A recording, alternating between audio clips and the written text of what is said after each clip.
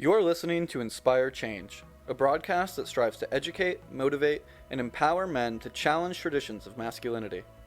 To guide us through the intricacies and intersections of emotions, relationships, and male identity is renowned psychologist, author, and speaker Gunter. This is Inspire Change. Before I begin the actual podcast, I would like to respectfully acknowledge the Gadigal people of the Eora Nation, who are the traditional custodians of the land on which I work. I would also like to pay my respects to their elders past and present. Welcome everybody to another episode of Inspire Change. Now the last episode I was talking about communication essentially in business and the relevant components of that, especially when it comes to building teams. And I want to expand this a little bit further in the sense that in order to do this effectively in organizations, that is, in order to build a good culture where there are strong relationships and where people really work towards strong sense of values, we got to understand what leadership and what management is really about. Now, why am I so insistent on this? Well, because just like with individuals, organizations can be either healthy or unhealthy. And so we can actually, in essence, really pinpoint what the relevant variables are that can distinguish one from the other. In other words, what makes up a healthy organization and what makes one unhealthy. And so the things that, as someone who's worked in, for example, organizations, that I tend to look for is, what's the culture like? Is there, a strong sense of job satisfaction? What's the morale like? What's the staff turnover like? What are the key driving principles within the organisation? Is there a lot of absenteeism within the organisation? If so, where are the hot spots? So there are a number of factors that I, as a leader in an organisation and as a manager in an organisation, can fundamentally look at that's going to give me, in essence, a health check. And that includes, as I said in the last episode, a sense of well-being, organisational well-being. Okay? So, according to Patrick Lencioni, we're looking at the capacity of teams being trusting, to be able to deal with conflict effectively, to be able to have a commitment to each other and the tasks at hand. And is there accountability, and are we paying attention to results? There's a whole range of things that I think are really highly relevant. Okay, so let me talk about what do I mean what's the difference between leadership and management. And in my book, there are two important concepts in the field of organisational behaviour. And a lot of people actually use them interchangeably, which I'm not comfortable with, because they fundamentally represent different approaches to achieving goals within an organisation. And I want to highlight what those differences are. So let me talk initially about focus. And that is, leadership focuses on inspiring and motivating people to achieve a shared vision. Okay, so when I've talked about the executive leadership cycle, one of the things that I'm looking at in this first sphere is this whole notion of values, relationships, and communication. To me, they are fundamentally one of the first cabs off the rank if I talk about focus. So what's then the next level? Well, the next level is also at a leadership level where I talk about looking at the culture and the values in that culture and the behaviors in that culture. So if we're looking at focus and leadership and management, what's my management focus? Well, at this particular level of focus, I'm looking at planning, organizing, and controlling resources to accomplish very specific tasks. Okay, so that's the next level. So let's talk a little bit about goals. If I purely focus myself on the leadership level, what I'm talking about here is leadership is primarily concerned with setting direction, aligning people, and mobilizing resources to achieve a vision or mission, whereas management is primarily concerned with achieving goals efficiently and effectively. So a lot of that obviously sounds very much like an operational aspect. So, I could even talk about, what's my strategy? What are my tactics? What are my, production issues going to be?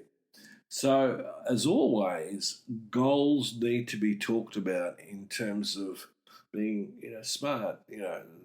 Are they specific, measurable, action-oriented, realistic, and time frame? And the relationship between leadership and management is to get the balance right. So leadership needs to be able to work with their management to get the cascading effect, as Patrick Lencioni talks about, through the organisation to drive up, sticking and coming up with the results that we want. And that's not necessarily easy. That often means a whole bunch of stuff can get in the way, can go wrong. And as we've seen in the last few years, organisations have been very, very much challenged by the problem of COVID, the supply chain, issues like inflation and so on. So this is an intricate dance that we're engaging in. So the third issue that I want to identify is that of style, okay? So leadership involves setting an example, being an influencer, inspiring others to follow. Whereas in management, we're much more directive and controlling in nature, frequently relying on supervision and delegation.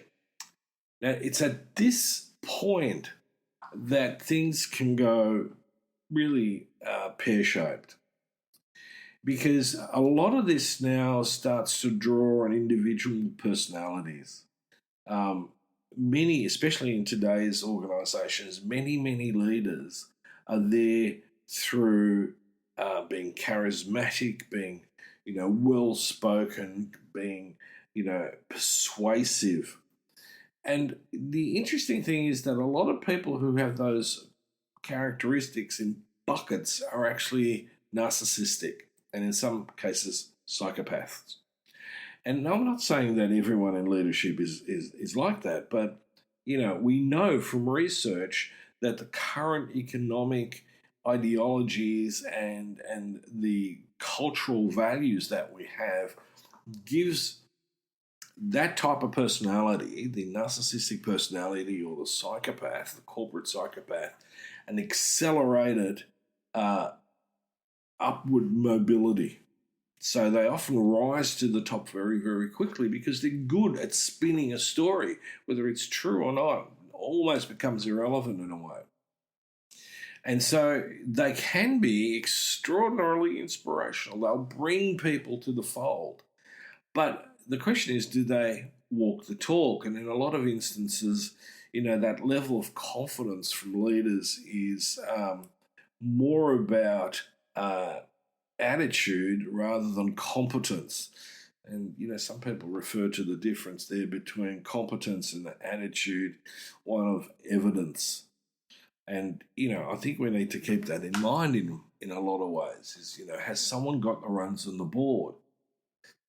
So when we come to management style, right, we know from the research that we've got fundamentally, like in parenting, three management styles. We've got the authoritarian, the laissez-faire manager, and the one that we really want to optimize on is the authoritative manager.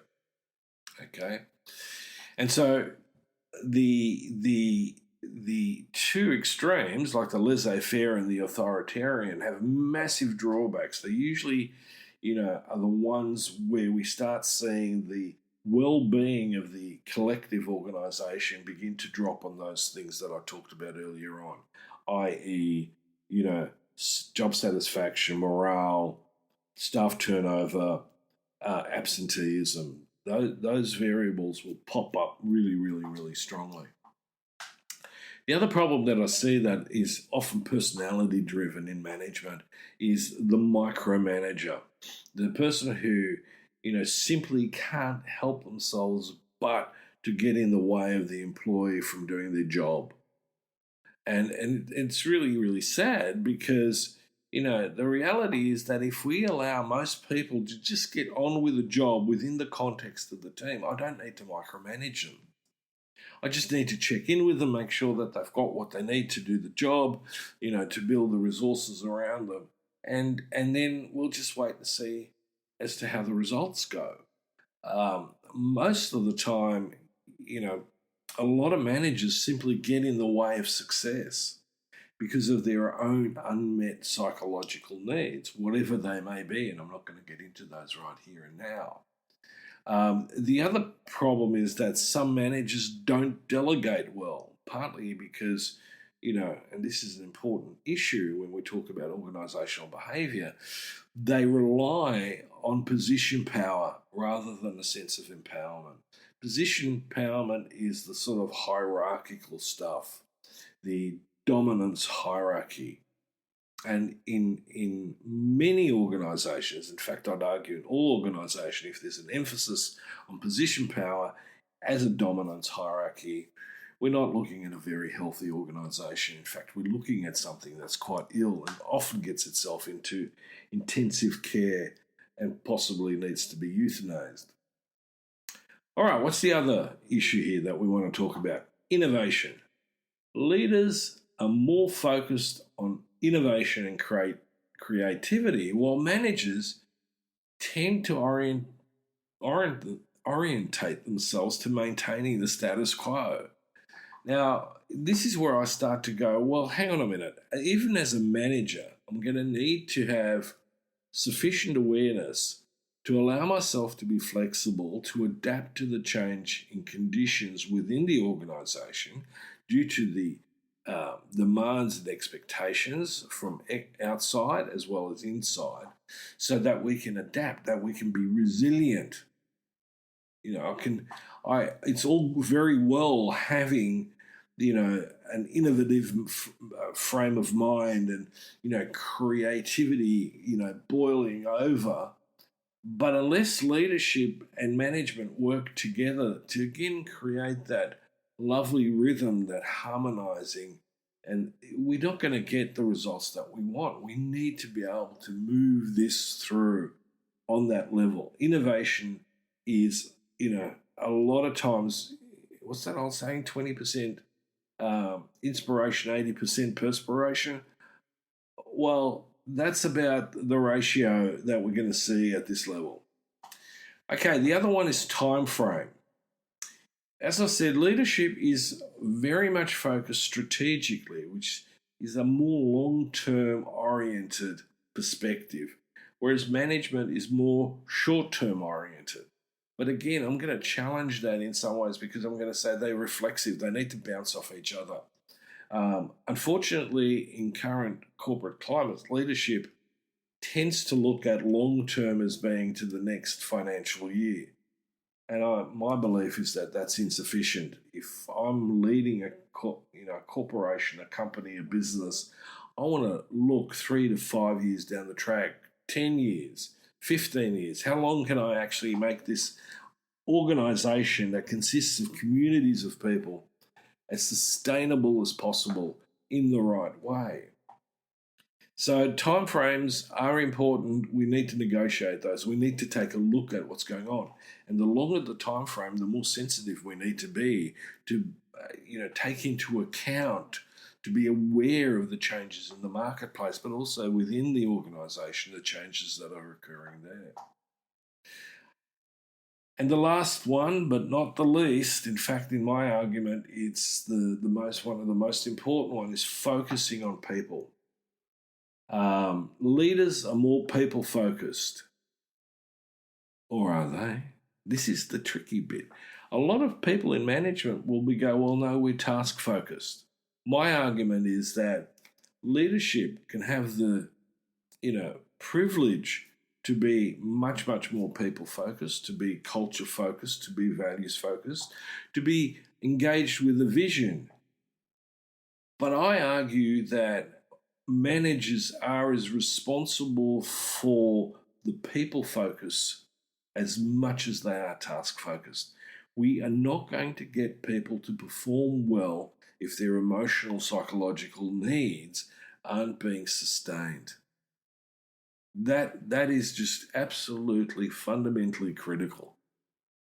And so between, the last episode and this episode, it's a way of bringing this together into not just a framework, but actually a process that allows us to establish healthy, successful organisations. And what's more important is that the people who participate in these organisations will reflect that health and dynamism and creativity. We can't operate, and I think that political systems like, the Soviet Union has shown very clearly historically that people stagnate in those systems. The only problem is that corporatism is almost as dangerous in its own way of killing people off, but mostly because of neglect. We're not, there's this big issue at the moment. Are we valuing people enough?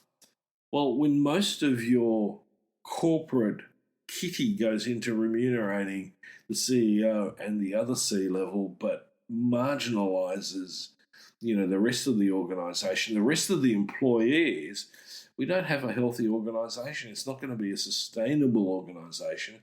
And in fact, it's not one that is either inclusive or, distributive. It's all based on the dominance hierarchy and fundamentally the use and abuse of those human resources. And you've already heard me be very critical of that term, and I'm going to always be critical of that term, because we're not looking at this as a systems approach. We're looking at it as an individualistic thing, and it's therefore that pointy hierarchy wherein those on the top take up most of the space at the cost of the others. All right, here's some food for thought. If you're a leader, where are you leaning? If you're a manager, where are you leaning? Think about these issues. It's how can I be the best person possible so that I can encourage others to, step up into that, illuminated, vision that brings health and well-being to the workplace. Because let's face it, most of us spend more time at work than we spend with our partners and families. So surely this requires some thought and certainly some change. Until next time, this is me signing off, and think about this deeply. Thank you for listening to Inspire Change, a broadcast that strives to educate, motivate, and empower men to challenge traditions of masculinity. For more information on the Making Good Men Great movement, or for individual or group coaching sessions with Gunter, visit makinggoodmengreat.com. For inquiries regarding broadcast topics or appearing on the show, email Miranda@noirtainment.com. That's Miranda at NOIRTAINMENT.com.